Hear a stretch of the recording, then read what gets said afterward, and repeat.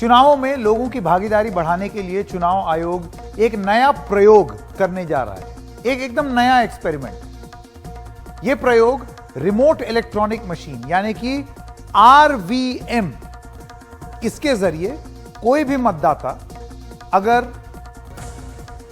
किसी दूसरे चुनाव क्षेत्र में है और अलग राज्य में है तो वो वहीं बैठे अपना वोट डाल पाएगा। यह प्रक्रिया कैसे काम करेगी, इसी सिलसिले में विचार के लिए और आम सहमति बनाने के लिए चुनाव आयोग जो है उसने आज 8 राष्ट्रीय दलों को, 40 क्षेत्रीय दलों को, इन सब के साथ आज उन्होंने चर्चा की।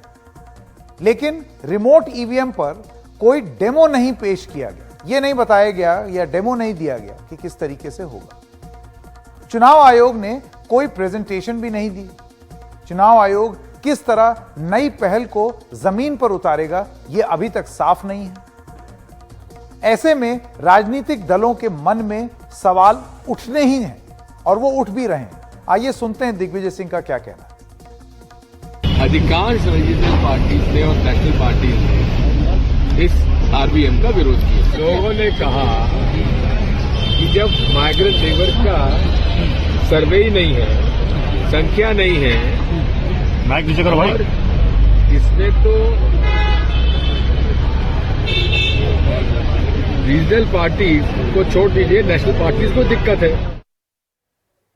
अब इस मामले पर चुनाव आयोग ने सभी राजनीतिक दलों से 28 फरवरी तक लिखित में उनके विचार मांगे हैं।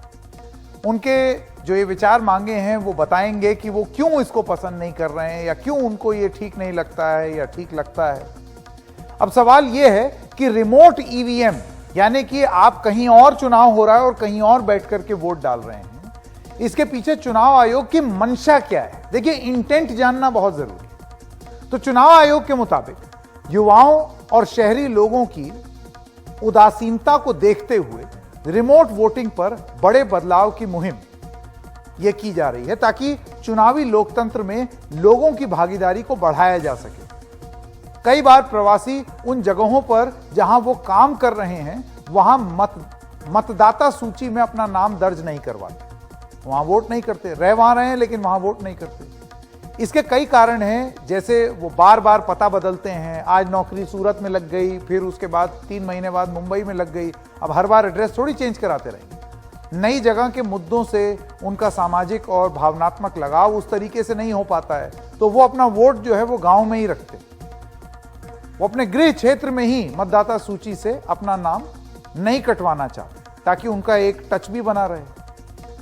ऐसे में वो अक्सर वोट नहीं दे पाते, या अगर सपोज वो वोट देना चाहते भी हैं तो उस चक्कर में क्या होता है, उनका काम सफर करता है और ये डेली वेजर्स हैं। अगर ये चले जाएंगे वोट डालने तो फिर कमाएंगे क्या, खाएंगे क्या। चुनाव आयोग के मुताबिक ऐसे प्रवासियों की तादाद करीब 30 करोड़ है इस देश में।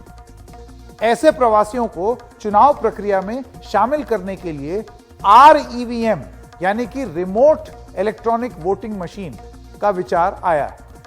चुनाव आयोग ने पिछले कुछ आम चुनावों के आंकड़ों का हवाला भी दिया है। क्या दिया है, आइए आपको दिखाते हैं। आम चुनाव 2009 में कुल मतदाता 71.70 करोड़ थे। इतने लोग जो हैं वो कुल मतदाता थे। मतदान कितना हुआ, 58.21%, यानी कि ऑलमोस्ट हाफ।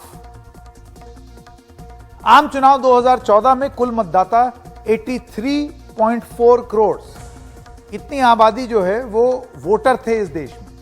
लेकिन पीक वेव में भी 66.44% लोगों ने ही मतदान किया, यानी कि वोट परसेंटेज कम था।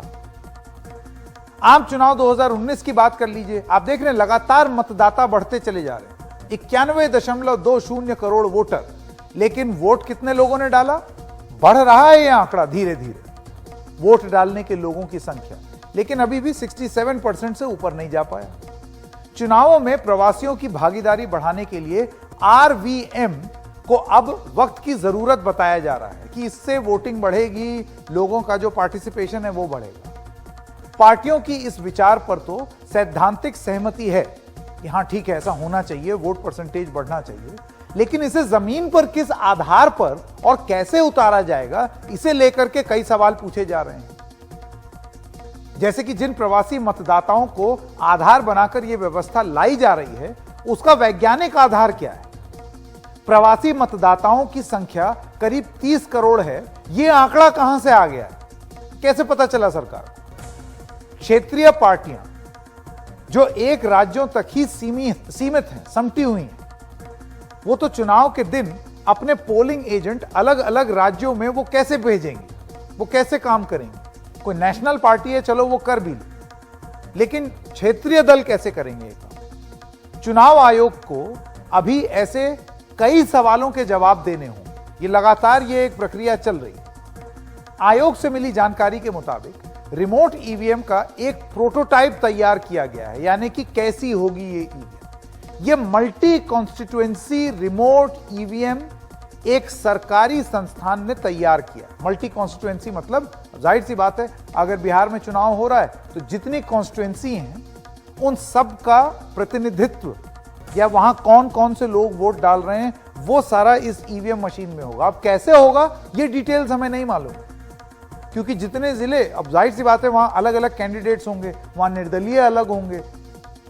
हर जो असेंबली सेगमेंट है या कोई भी लोकसभा की कॉन्स्टिट्यूएंसी है, वहां अलग अलग लोग होंगे ना, वहां निर्दलीय भी अलग होंगे। अब ये जो संस्थान है, सरकारी संस्थान जिसने ये तैयार किया है, उसका ये कहना है कि रिमोट पोलिंग बूथ में 72 चुनाव क्षेत्रों के लिए मतदान करवाया जा सकता है, यानी कि 72। चुनाव आयोग के मुताबिक एक स्टैंड अलोन डिवाइस, यानी कि एक डिवाइस, जैसे ईवीएम होता है उसी तरीके से आप क्यों समझिए कि एक नया ईवीएम जो है, रिमोट ईवीएम, ये 72 कर सकता है।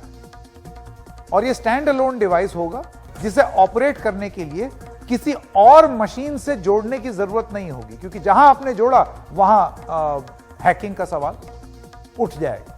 लेकिन यह पूरी प्रक्रिया कैसे होगी, इसे लेकर अभी भी अटकलें लगातार लग रही। हमने भी कोशिश की है कुछ समझने और समझाने की कि ये रिमोट ईवीएम कैसे काम कर सकती है।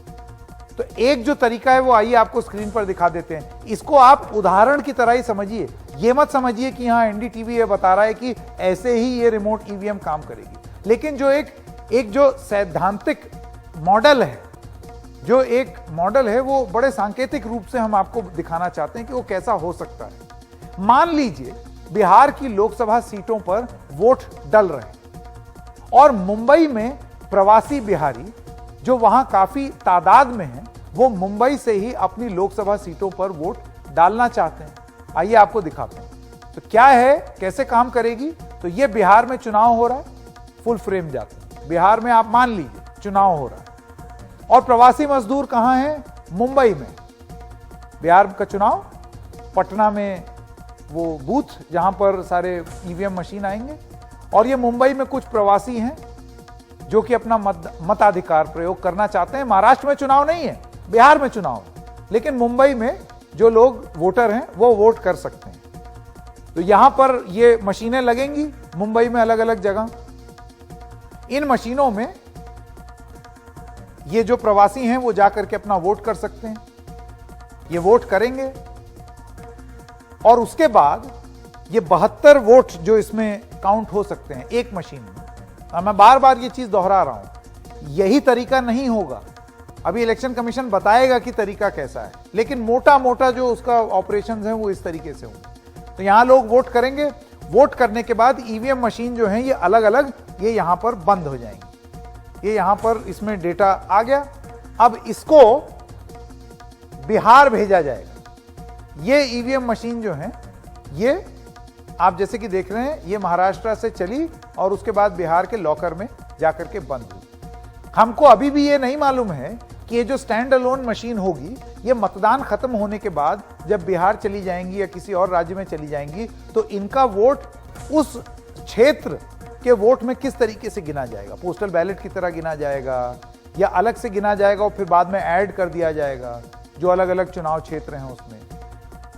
तो ये सारी चीजें अभी भी इलेक्शन कमीशन को बताना है। इसी वजह से हम कह रहे हैं ये बस एक कोशिश है समझने की कि क्या आरवीएम, रिमोट ईवीएम, कुछ इस तरीके से काम करेगी। इन आरवीएम के सटीक होने के लिए इन्हें कई अग्नि परीक्षाओं से गुजरना पड़ेगा।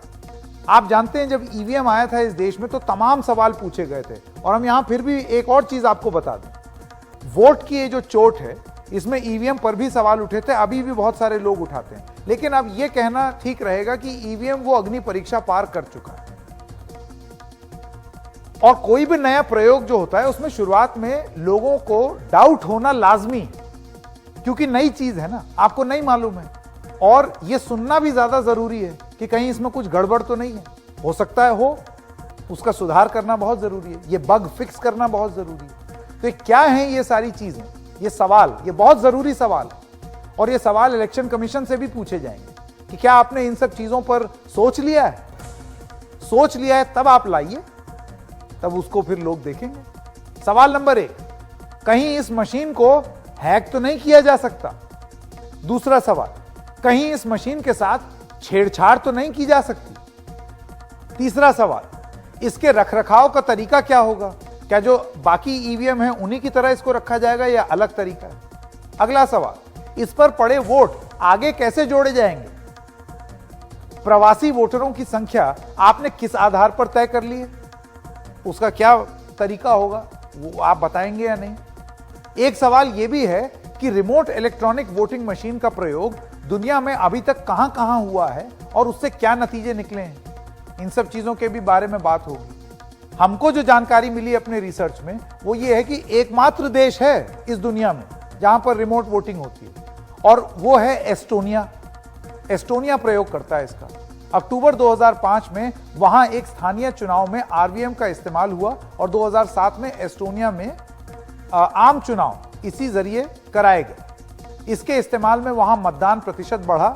लेकिन अब आपको यह ध्यान रखना जरूरी है कि एस्टोनिया की कुल आबादी 14 लाख है।